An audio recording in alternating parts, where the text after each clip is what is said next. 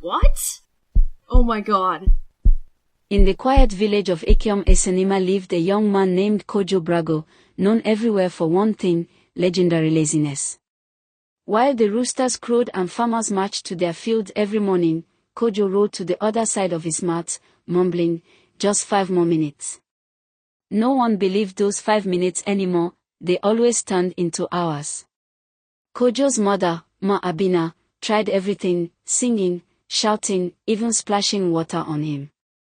His father warned him constantly, "A lazy man's future is like an empty pot, no matter how long you stare at it, no food will appear." But Kojo took everyone in as background noise.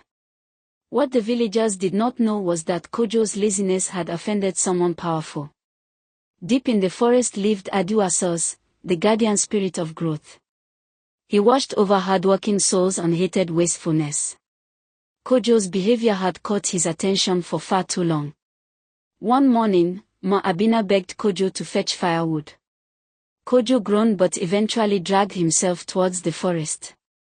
Before long, he spotted a fallen branch and sat on it comfortably. "All thanks to Nanenom, blessings have found me," he whispered, and fell asleep. When he woke up, a tall old man stood before him. Skin dark like rich soil, eyes glowing like moonlight. Kojo felt cold. "Why do you waste the time the earth gives you?" the old man asked.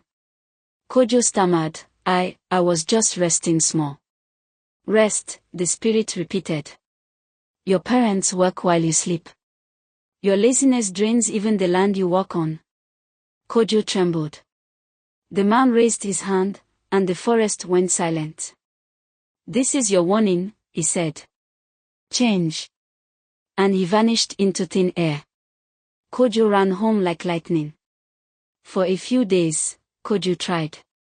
He woke early, swept the compound, even followed the farmers. The whole village was shocked. Some believed he had finally matured. But laziness is like smoke, it finds a way to rise again. One afternoon, while weeding, Kojo grew tired after barely 30 minutes. "Let me rest more," he muttered and slid under a cocoa tree. Sleep swallowed him again. When he opened his eyes, the same old spirit stood over him. "You have not changed." Kojo knelt instantly. "Please, I will do better." "No more excuses," the spirit said. "This is your second warning. The final one." He disappeared, leaving Kojo shaking like a leaf. But within 2 days, Kojo slipped back into his old ways. During the village harvest festival preparations, Kojo was given a simple task: carry firewood from the forest to the cooks. But as always, he dragged himself like a man carrying a mountain. After picking only 2 pieces, he leaned on a large old tree and sighed, "Let me rest more." The breeze cooled him. Birds sang. His eyes drifted. He slept. When Kojo woke, he couldn't move his legs. He looked down and froze. His feet had merged with the soil, turning dark and rough. "What is happening to me?" he cried. Bark crawled up his legs. His arms stiffened. His fingers stretched painfully into branches. Leaves pushed out of his skin. A voice boomed from everywhere. "You were warned." Adu Asos materialized before him. "You love lying like wood," the spirit said. "So wood you shall become." "No. Please. I will walk. I will change." Kojo screamed, but his voice weakened as his mouth stiffened into bark. The spirit shook his head sadly. Too late. And Kojo Brago transformed completely into a standing tree with a faint human face trapped on its trunk. When Kojo did not return home, the village formed a search party.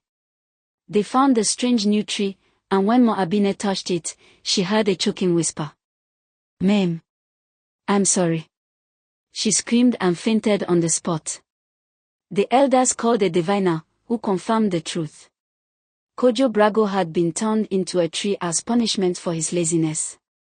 A heavy silence fell over the village. From that day forward, the tree was never cut, never touched, never ignored. Farmer said if you pass by at dawn, you would hear soft cries, Kojo's regret carried by the wind. Every year during harvest season, the elders gathered the youth beneath Kojo's tree and shared the lesson. A lazy life roots you to one place. Hard work frees you. Travelers passing the forest sometimes swore they saw the tree shifting slightly, as if trying to walk but trapped by its own roots. Others heard faint whispers warning them. Don't be like me, don't sleep your life away. And so, Kojo Brago became a legend across Ghana. Proof that laziness can turn a man into something lifeless. Even today, villagers say that Adu Asa still wanders the forest, watching, waiting, asking. Why do you waste the time the earth gives you?